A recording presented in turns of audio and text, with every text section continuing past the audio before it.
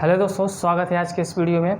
दोस्तों आज हम बात करने वाले हैं वास्तविक संख्याओं के बारे में। ठीक है, ये आपका पहला चैप्टर है क्लास 10वीं का। ठीक है, रियल नंबर, जो कि बिल्कुल हम बेसिक से पढ़ेंगे। और आप अगर इस चैनल पे नए हैं तो इस चैनल से जुड़कर हमारे साथ आप तैयारी कर सकते हैं बोर्ड एग्ज़ाम 2027 की। ठीक है, चलिए स्टार्ट करते हैं आज की कहानी को। देखिए दोस्तों, हम यहाँ पे सबसे पहले नंबर्स के बारे में पढ़ेंगे।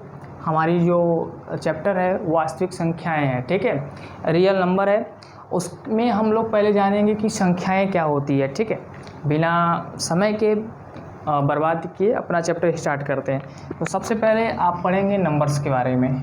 ठीक है, सबसे पहले आप क्या पढ़ेंगे, नंबर्स के बारे में कि संख्याएं क्या होती है। ठीक, संख्याएं क्या होती हैं। अगर आप किसी को कुछ आइडिया हो संख्या के बारे में तो आप बता सकते हैं।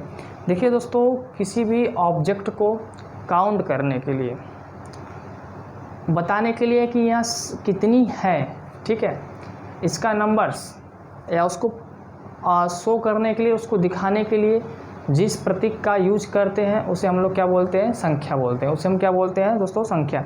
तो इसका डिफिनेशन हो जाएगा गिनने,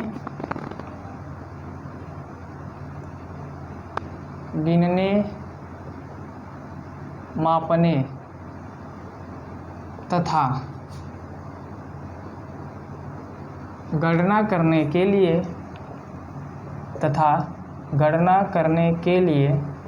समझ में आया ना। यहाँ पे हमने क्या लिखा है, गिनने के लिए, मापने के लिए तथा गणना करने के लिए, कैलकुलेशन करने के लिए जिन प्रतीकों का प्रयोग करते हैं, जिन सिंबल का यूज करते हैं उसे संख्या करते हैं। ठीक है, जिन प्रतीकों का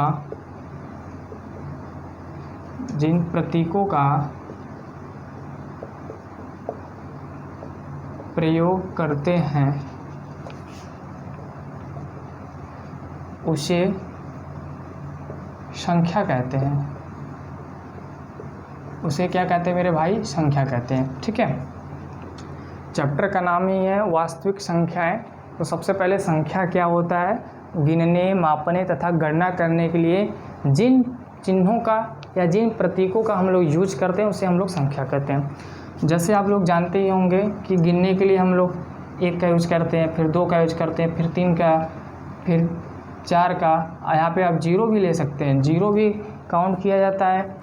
ठीक है, तो ये सब हमारे क्या है, नंबर है। इसी प्रकार से 5 हो जाएगा आपका, 6 हो जाएगा, 7 हो जाएगा, 8 हो जाएगा, 9। तो इसे ही नंबर्स बोलते हैं मेरे भाई। ठीक है, देखिए नंबर्स में अब बात आती है कि जो संख्या होती है वो सम संख्या होती है और विषम संख्या होती है। सम संख्या ऐसी संख्या होती है जो 2 से कटती है, विषम संख्या ऐसी संख्या होती है जो से 2 से नहीं कटती है। तो अगला टॉपिक है आपका सम संख्याएं। अगला टॉपिक क्या है भाई, सम संख्या, इवन नंबर। ठीक है, देखिए ये सब एकदम बेसिक से है। तो आप इस वीडियो को अगर पूरा देख रहे हैं तभी आपको वास्तविक संख्याओं के बारे में समझ आएगी। तो ये आपका क्या होता है, इवन नंबर क्या होती है, ऐसी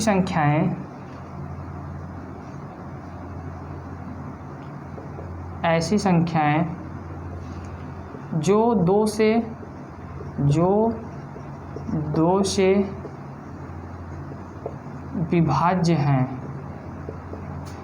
उसे सम संख्या कहते हैं। उसे क्या कहते हैं मेरे भाई, सम संख्या कहते हैं। ठीक है, सम संख्या क्या होती है, जो संख्याएं 2 से विभाज्य है। विभाज्य का मतलब होता है 2 से पूर्णतः कट जाए, जिसका शेषफल 0 आ जाए। जैसे में 2 हो गया, 4 हो गया, 6 हो गया, 8 हो गया, 10 हो गया, 12 हो गया और इत्यादि। ठीक है, तो ये सब सारी संख्याएं 2 से विभाजित होने वाली संख्याएं हैं, इसलिए इसको हम लोग क्या बोलेंगे, सम संख्या बोलेंगे। ठीक है, तो उम्मीद है दोस्तों यह वीडियो आपको पसंद आ रहा है। अगर पसंद आ रहा है तो लाइक शेयर ज़रूर करिएगा, कमेंट भी करिएगा। ठीक है, और दोस्तों को शेयर करिए। ठीक, तो नंबर्स आप जान गए, नंबर्स के आगे सम संख्या जान गए। अब सम संख्या के बाद हम लोग विषम संख्या पढ़ेंगे। क्या पढ़ेंगे? विषम संख्या पढ़ेंगे। तो इसको हम इरेज कर दे रहे हैं। आप वीडियो को ज़रूर पॉज करिए और इसको नोट डाउन कर डालिए, ठीक है। चलिए, बहुत अच्छी बात है। बिल्कुल पूरा लास्ट तक आपको वीडियो देखना है, तभी आपको चैप्टर समझ में आएगा। हालांकि ये जो लेक्चर है एकदम बेसिक है, शुरुआत है आपका, ठीक। चलिए, अगला हेडिंग हो जाएगा आपका ऑड नंबर। ऑड नंबर जिसे हम लोग विषम संख्या भी बोलते हैं, विषम संख्या, ठीक। विषम संख्या क्या होती है? ऐसी संख्याएं जो 2 से विभाज्य नहीं है। क्या मेरे भाई? ऐसी संख्याएं जो 2 से विभाज्य नहीं है। तो ऐसी संख्या या ऐसी संख्याएं जो 2 से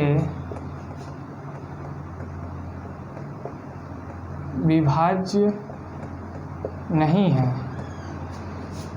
उसे विषम संख्या कहते हैं। उसे क्या कहते हैं? उसे विषम संख्या कहते हैं, ठीक है। ये वो वकील है, उसे विषम संख्या कहते हैं,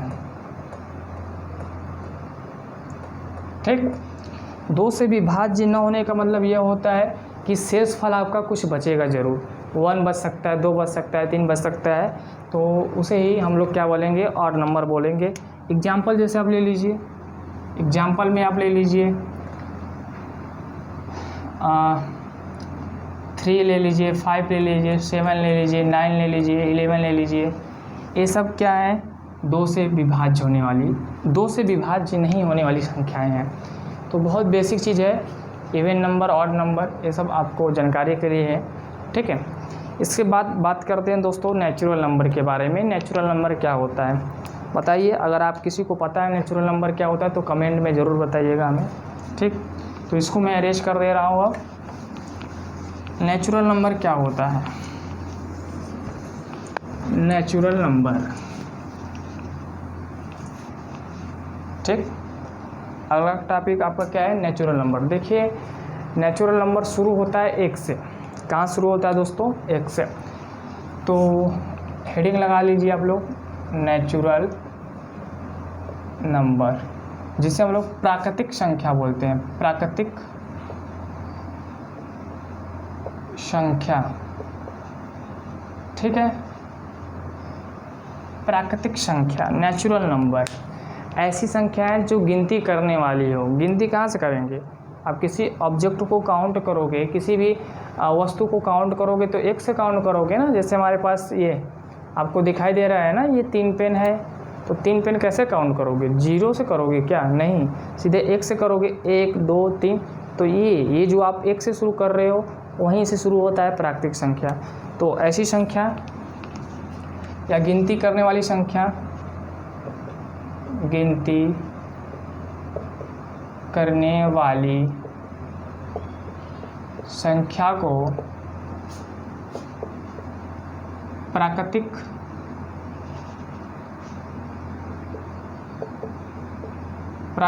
संख्या कहते हैं, ठीक है। क्या कहते हैं मेरे भाई? प्राकृतिक संख्या कहते हैं, ठीक है। जैसे प्राकृतिक संख्या को देखो n से डिनोट करते हैं, आप यहाँ पे लिख लीजिएगा।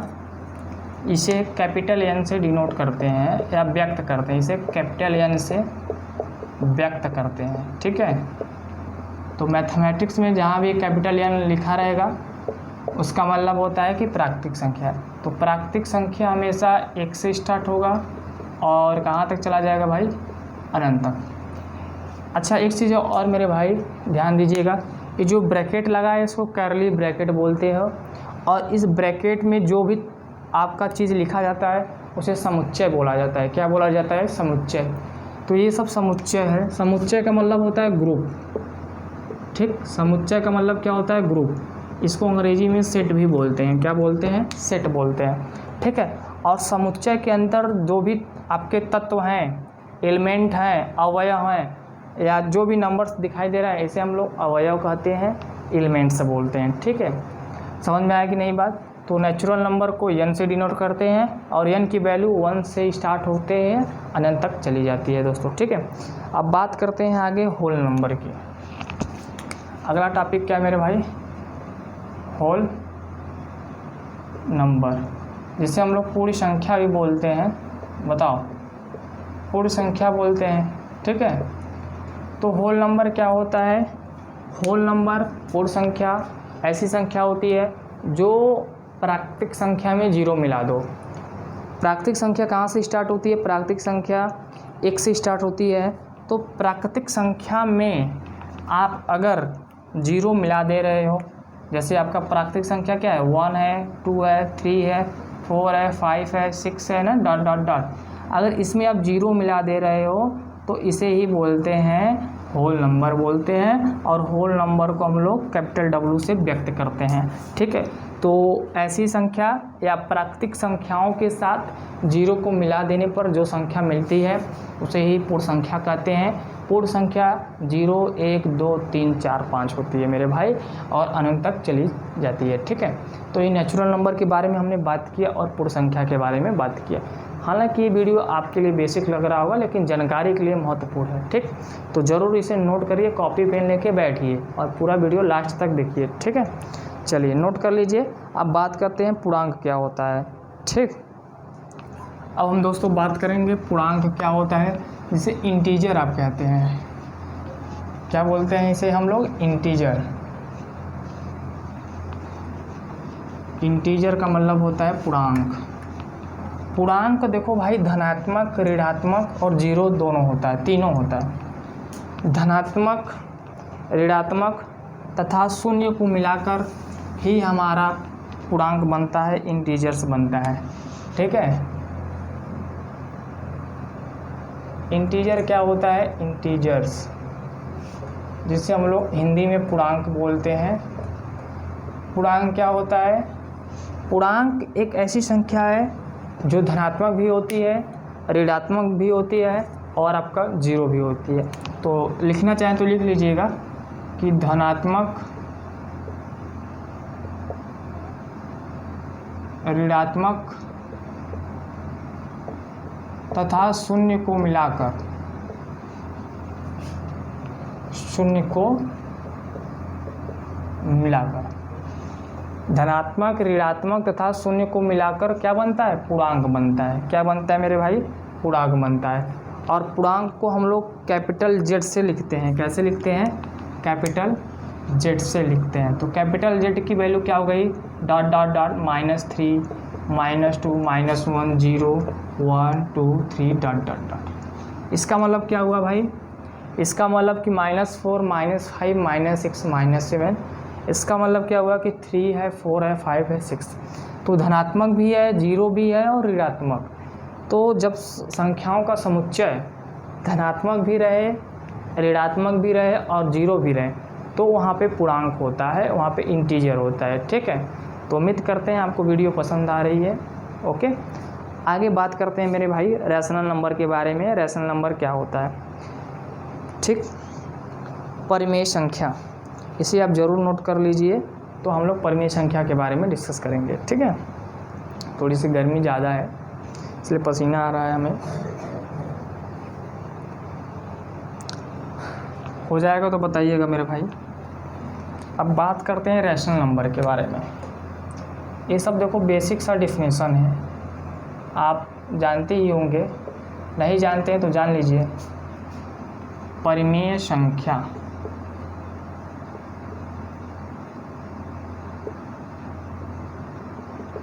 ठीक है। क्या, परिमेय संख्या। परिमेय संख्या क्या होती है, रैशनल नंबर क्या होते हैं। देखिए, जिन संख्याओं को भिन्नों के रूप में लिखा जा सके या P/Q के रूप में लिखा जा सके उसे परिमेय संख्या कहते हैं। लेकिन ध्यान देने वाली बात है कि Q जहाँ पे होता है वो जीरो की इक्वल नहीं होना चाहिए और P और Q को प्राइम होना चाहिए, सहअभाज्य होना चाहिए, ठीक है। क्या होना चाहिए मेरे भाई, सहअभाज्य होना चाहिए, ठीक है। तो यहाँ पे इसका डिफिनेशन आप लिख लीजिए कि ऐसी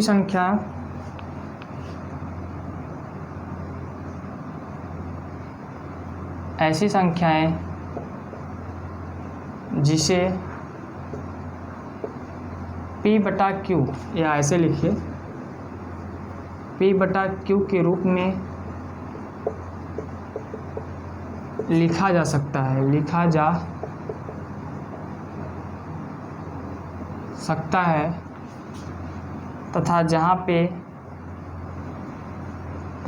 पर Q आपका 0 के इक्वल ना हो और P Q सहअभाज्य हैं, सहअभाज्य हो, उसे परिमेय संख्या कहते हैं, उसे परिमेय संख्या कहते हैं।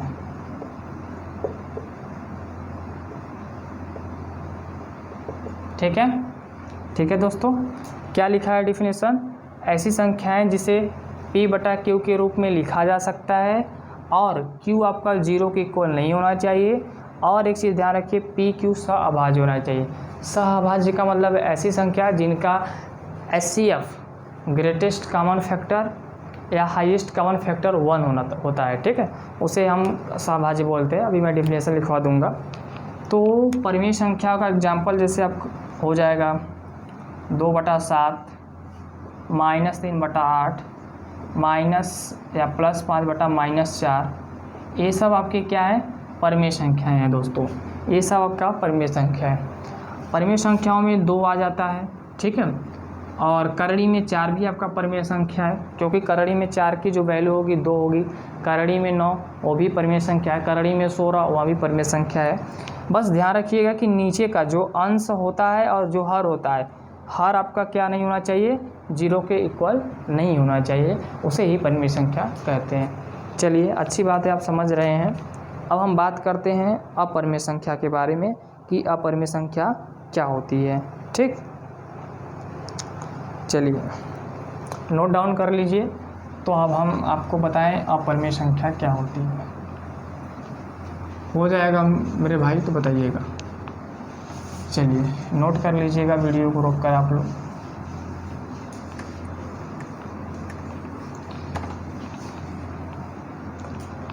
बात करते हैं इरेशनल नंबर। इरेशनल नंबर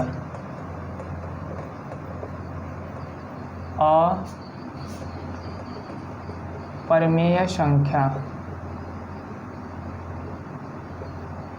ठीक है, अपरिमेय संख्या क्या होता है? ऐसी संख्या जिसे P बटा Q के रूप में नहीं लिखा जा सकता है। क्या? ऐसी संख्या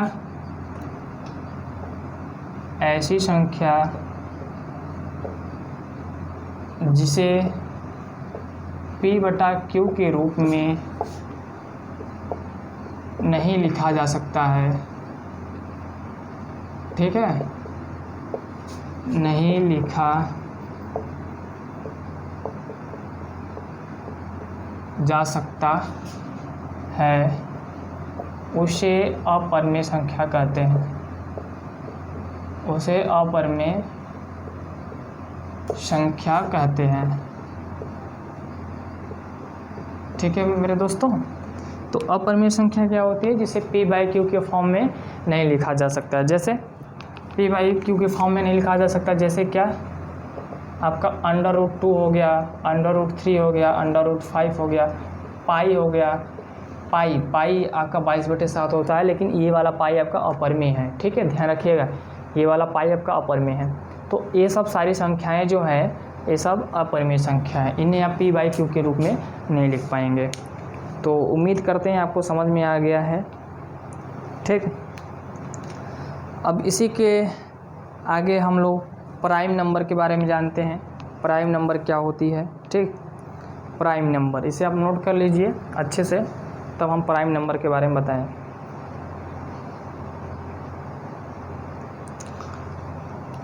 बहुत इम्पोर्टेंट चीज़ है प्राइम नंबर।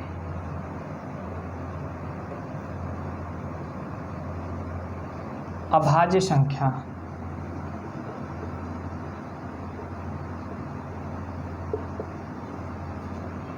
बताइए भाई, प्राइम नंबर के बारे में जानते हैं कि नहीं आप लोग? प्राइम नंबर के बारे में आप सभी लोग जानते हैं कि नहीं, कमेंट में बताइए हमें, बताइए भाई। तो प्राइम नंबर क्या होता है? वे प्राकृतिक संख्याएं, डेफिनेशन लिख लीजिए, वे प्राकृतिक संख्याएं जो एक और स्वयं के अलावा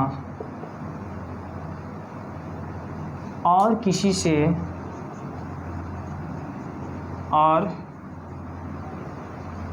से विभाजित नहीं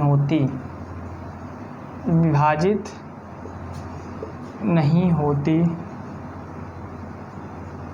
उसे अभाज्य संख्या कहते हैं,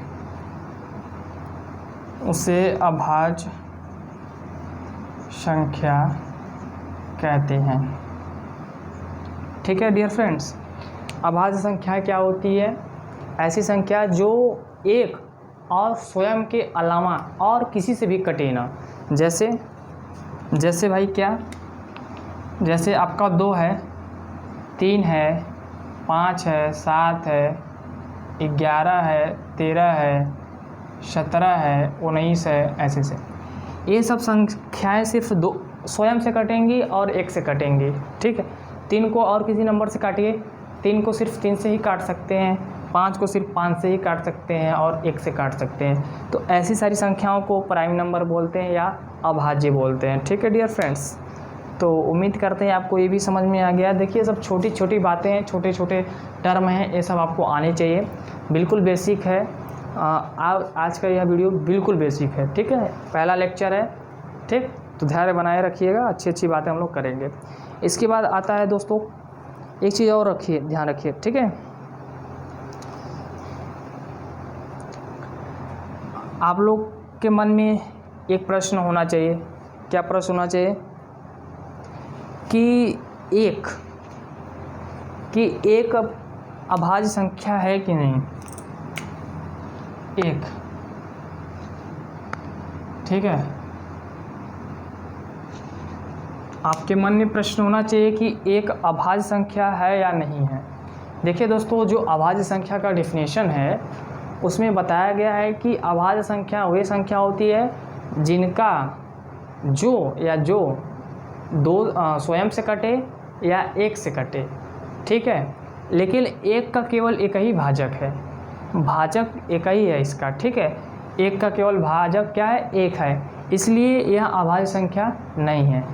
तो दोस्तों 2 आपका सबसे छोटी अभाज्य संख्या हो गई, 2 आपका सबसे छोटी अभाज्य संख्या हो गई, और क्या 2 सबसे छोटी सम अभाज्य संख्या है, सबसे छोटी सम अभाज्य संख्या है, ये भी ध्यान रखिएगा। तो यहाँ से कभी छोटे मोटे प्रश्न बनते हैं कि बताइए 2 आपका अभाज्य संख्या, सबसे छोटी अभाज्य संख्या क्या है, तो आप 2 बताओगे, 1 नहीं बताओगे। 1 क्यों नहीं बताओगे? क्योंकि 1 अभाज्य संख्या नहीं है। क्यों नहीं है? क्योंकि इसका केवल एक ही भाजक है और वो है सिर्फ 1, इसलिए 2 आपका सबसे छोटी सम अभाज्य संख्या हो गई। ठीक है, तो ये सब छोटी जानकारी है, इसे नोट करो। अब हम बात करेंगे कोप्राइम नंबर।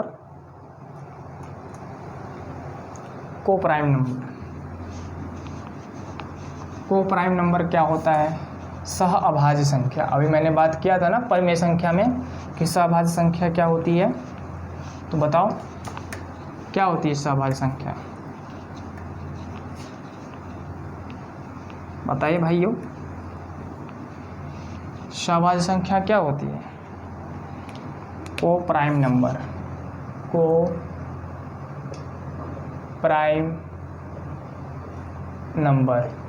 सह अभाज्य संख्या।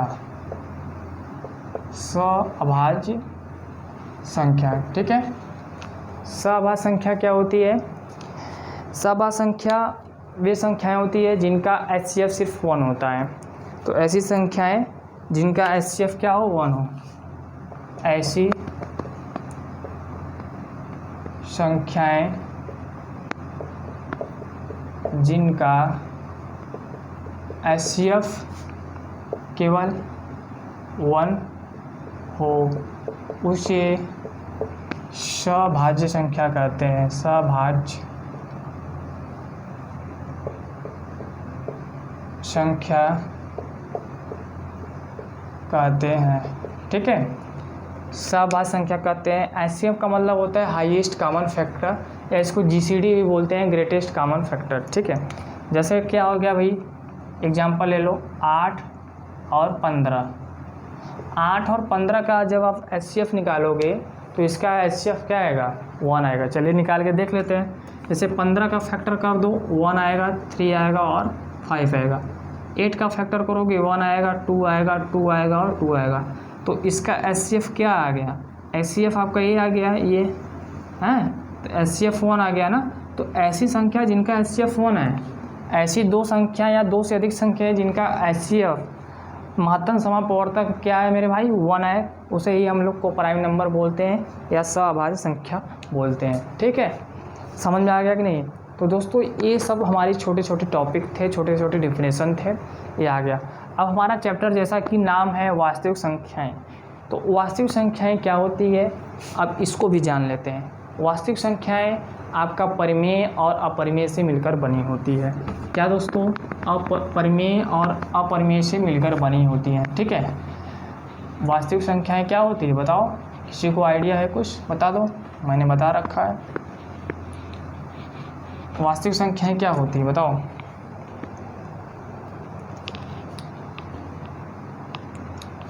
रियल नंबर, रियल नंबर, वास्तविक संख्याएं।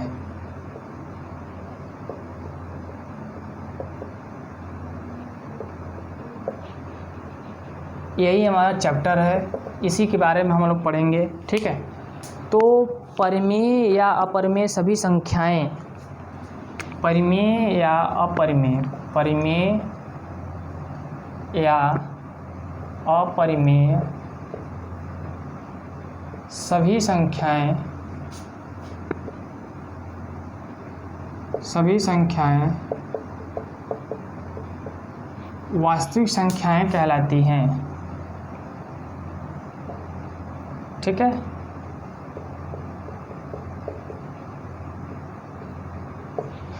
परिमेय या अपरिमेय सभी संख्याएं क्या कहलाती है, वास्तविक संख्याएं कहलाती है। जैसे मेरे भाई एग्जाम्पल ले लीजिए, जैसे -1 1 हो गया, करड़ी में 3/2 हो गया, करड़ी में 5 हो गया, करड़ी में 4 हो गया, हैं -3 हो गया। ये सब आपके क्या हैं, वास्तविक संख्याएं हैं। ये सब क्या हैं, वास्तविक संख्याएं। ठीक, समझ में आया कि नहीं। तो ये सब सारे बेसिक चीज़ें थी, आप इसे ज़रूर ध्यान दीजिएगा।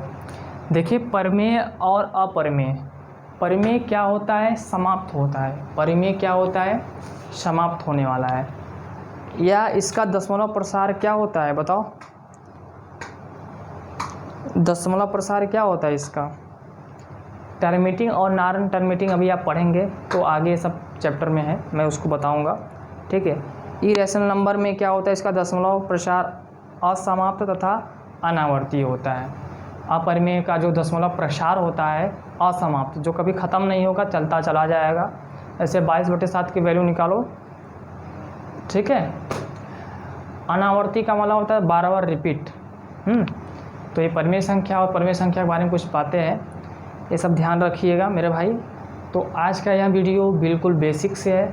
आने वाले वीडियो में हम लोग पढ़ेंगे यूक्लिड विभाजन प्रमेयिका, यूक्लिड डिवीजन लेमा। ठीक है, तो कल से आपका प्रॉपर मतलब सिलेबस में से ही चलेगा। ये जो वीडियो है बिल्कुल एकदम बेसिक है, जिन्हें पता है अच्छी बात है, जिन्हें नहीं पता है वो अपने कॉपी में से नोट डाउन कर लीजिएगा। ठीक है डियर फ्रेंड, तो चलिए मिलते हैं कल की क्लास में और अपने सिलेबस को आगे बढ़ाते हैं। तब तक के लिए पढ़ते रहिए और आगे बढ़ते रहिए। Thank you so much.